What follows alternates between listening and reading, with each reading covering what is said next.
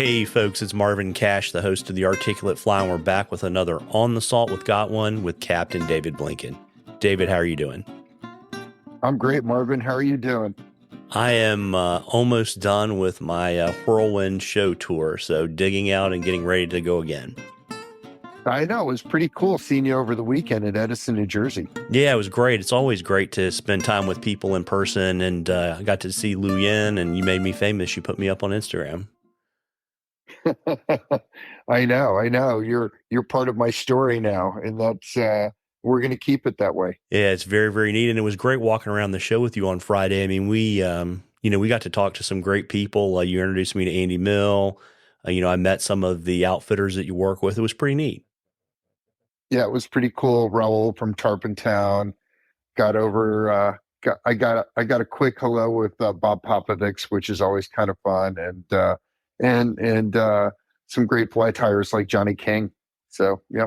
Yeah, I met Johnny for the first time. We've got some common fishing friends, and I tried to talk to Pops, but I missed my window. He was sitting on the ledge by Buzzy's booth and took off before I could get to him when the crowd wasn't so big. Yeah. I got lucky. Yeah. Any other highlights of the show for you? I mean, it's always good just to kind of touch base with people you haven't seen for a while. I mean, you think of the fly fishing community as a small little community, but it really isn't. It's quite big. And it was just nice, seeing Andy and hanging out with Johnny and some of the people who've done the Masters of the Fly show over the years. It was really nice. Yeah, and you got to meet Tim O'Neill and Michelle from Norvise. That was really great, meeting Tim and watching him use the vise and show us how to use the bob end and everything. That was pretty cool. That was a great education. Yeah, I think when I ran into you, he was doing some technical support for you. What was your issue? Well, I just wanted to learn how to more effectively use the bobbin because his bobbin is different than any other bobbin. So getting used to it is one thing, but actually using it properly is another. So I got schooled. Oh, there you go. And the interesting thing is, because I was in Denver the previous weekend and I've done some of the other Feremski shows, is, it's interesting. There is a very distinct, not surprisingly, northeastern saltwater feel to the Edison show.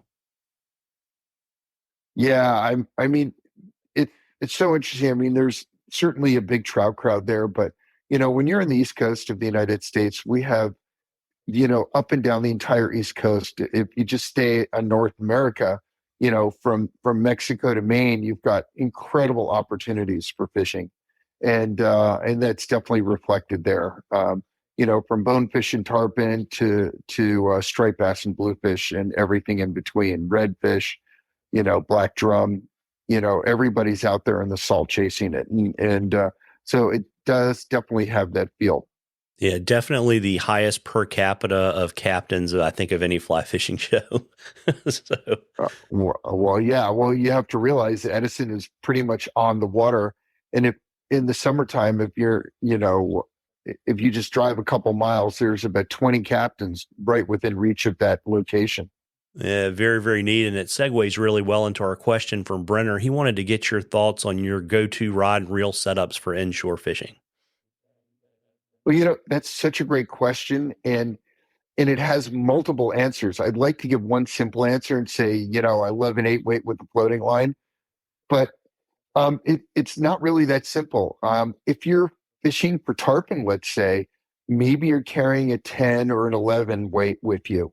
And depending on if you're fishing slightly deeper water, like 6, 7 feet, or shallower water, like 3, 4 feet, you might be using a clear sink tip, or my line of choice is always a floating line. Only because if you want to pick up the fly and rethrow it and represent it to a fish quickly, a floating line is really helpful. When I'm down in the Bahamas fly fishing for bonefish, if I could just have one rod, I would probably take an 8 weight. And I love Royal Wolf line, so shameless plug, but I would have a Royal Wolf Bermuda taper, and for people who need a little extra help, maybe a Bermuda short. Because usually with bonefish, you're fishing them in fairly shallow water, especially in the Bahamas. And for striped bass in the Northeast, you know, you know, a 9 weight's probably a good all-purpose rod.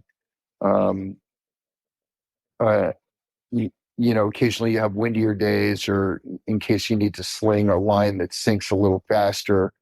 But certainly, the 9 weights come in really handy. For me personally, I probably am still using an 8 weight, and the Hardy Marksman Z rods that they just came out with are really spectacular.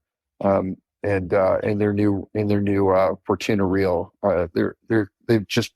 they've made such incredible improvements in their gear over the past couple of years. So that's kind of what I've been. That would kind of be the sort of broad answer.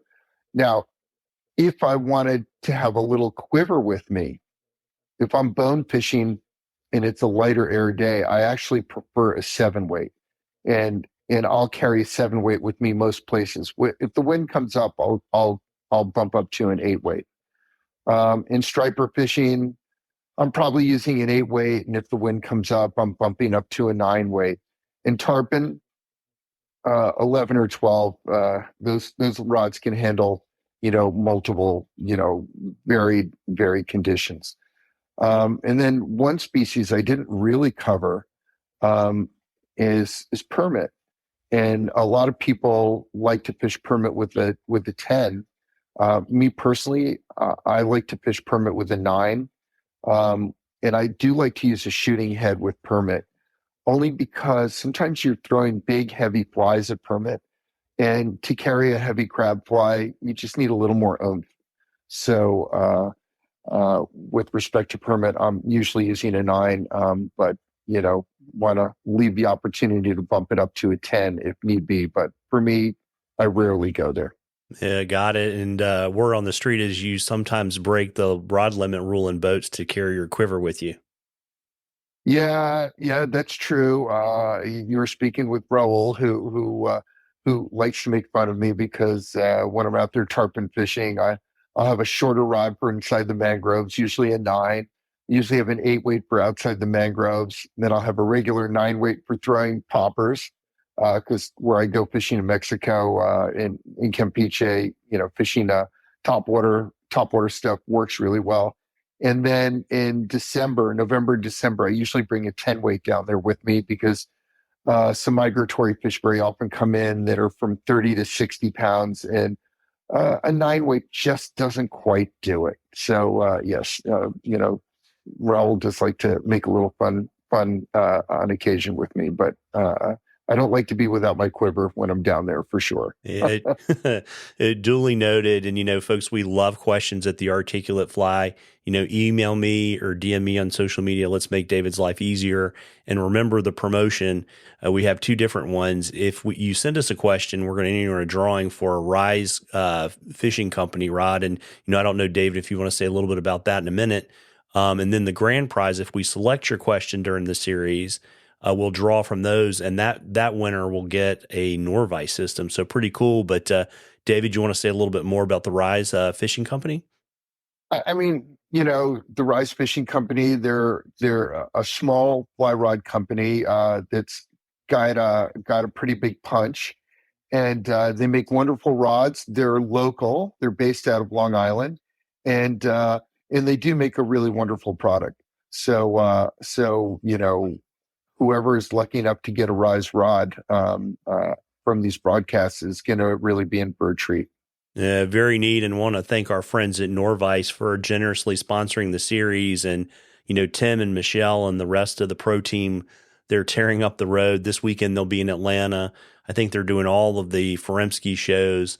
But if you go to www.nor-vice.com, you can see all of the show locations. I mean, because they're going to be out, you know, in Utah and Idaho, all over the place. And, you know, I think, David, you would attest that the best way to appreciate the Norvise is to actually see it in action.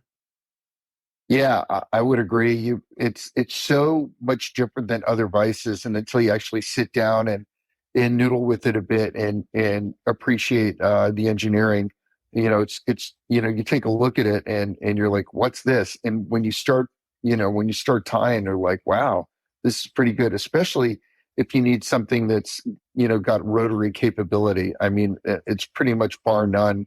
It gives you incredible rotary performance for palmering and tying freshwater flies and some big saltwater stuff. It's pretty awesome. Yeah, absolutely. And what do you have on tap on the Masters of the Fly front?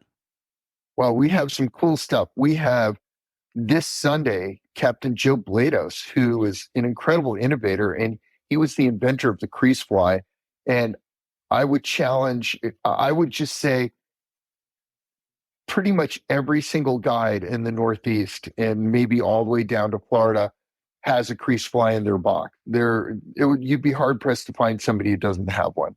And then right after Joe, February 25th, of all people, we've got Tim O'Neill. No, there you go. So, and then we have a couple more guests coming up, and we'll talk about that on the next installment.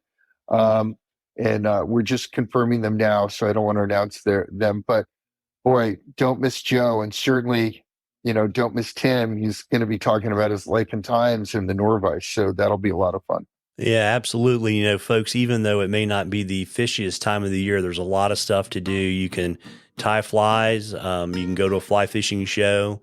If the weather's good where you are, you should go out and chase a few fish and, make the most of it. Because I think, knock on wood, we might, at least in the Southeast, we're starting to kind of turn the corner on the deep freeze that we've been in. And just want to, encourage everybody to get out there and enjoy the season. Tight lines, everybody. Tight lines, David. Tight lines. You too.